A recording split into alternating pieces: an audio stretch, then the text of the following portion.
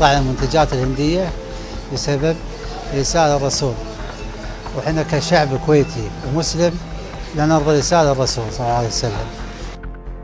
صراحة مقاطعة الهند هذا شيء مفروض على كل مسلم وعلى كل دولة، لأن هذه تخص الرسول صلى الله عليه وسلم، واللي يخص الرسول يعم على المسلمين كلهم.